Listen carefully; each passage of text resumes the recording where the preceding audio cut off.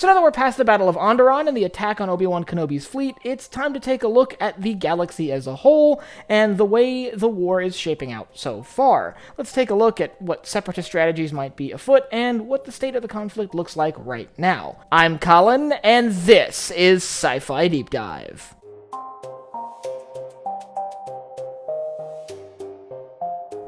Remember, if you enjoyed this video, to head down below and hit that subscribe button. So before I get into this, I want to apologize real quick. Last week I put out a video on the Republic use of military assets, particularly surrounding the rescue mission sent after the captured Jedi Padawans. I missed a line of dialogue when I was going back to rewatch before making that video, and I may have misinterpreted the entire sort of distribution of forces during that engagement, and I will admit I was wrong there. So, I just wanted to own up to that mistake. Anyway, jumping right into this, let's talk about the direct result of the defeat of Kenobis' fleet that was ambushed in last week's episode of Battle Analysis. We saw Kenobis' fleet, the only Republic fleet in that sector, ambushed and essentially destroyed by a Separatist assault fleet that was inbound for Florum. The destruction of Kenobis' fleet actually did open up an avenue for the Separatists to go on the offensive, which is something that's not very common in the galaxy at this point in time. Generally, the war at this point had broken down into a series of stalemates, with both sides basically at an impasse, so this opening is a blessing for the Separatists, but they also have another trick up their sleeve. They're plotting their own special assaults and their special attacks that are sort of outside of the realms of conventional military strategy, and we'll talk about those a little bit later, but they are cloaking all of this under an intense layer of secrecy to keep the Republic from discovering their offensive plans. So, while the Separatists may be going on their own minor offensives and preparing for a larger offensive to exploit the gap in Republic lines created by the destruction of Kenobis' fleet, the Republic is focused on trying to uncover the Separatist plans and preempt the CIS's advances. And this culminates in a relatively unique military operation carried out by the Republic, where an infiltration team is sent in to capture a encryption chip utilized by the Separatists to encrypt their transmissions. But during the course of this operation, the Republic actually did discover that the Separatists did have a unique strategic plan in motion.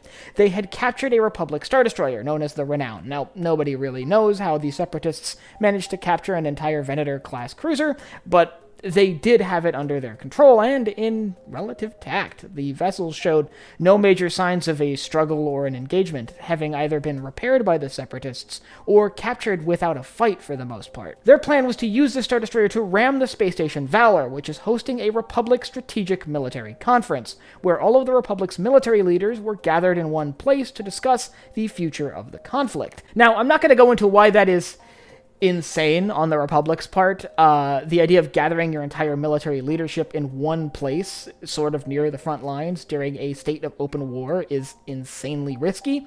And there's actually a great video on why this kind of assault makes no sense up on the Templin Institute's channel, so I highly recommend checking that out. But the point is, all of Republic leadership is gathered for this strategic conference, and the Separatists plan on attacking it using this Republic Star Destroyer. However, the explosives on the Star Destroyer are detonated early by the infiltration team that I mentioned a little earlier, and the station Renown survives relatively intact, taking some minor damage from debris from the explosion, but with all of Republic leadership having survived. But that's just a great example of the Separatists' ongoing reliance on these special operation kind of situations to sort of break the stalemate that the war has broken down to. All things considered, this is the first time in a while that the Separatists would really have a shot at actually seizing the initiative in this conflict.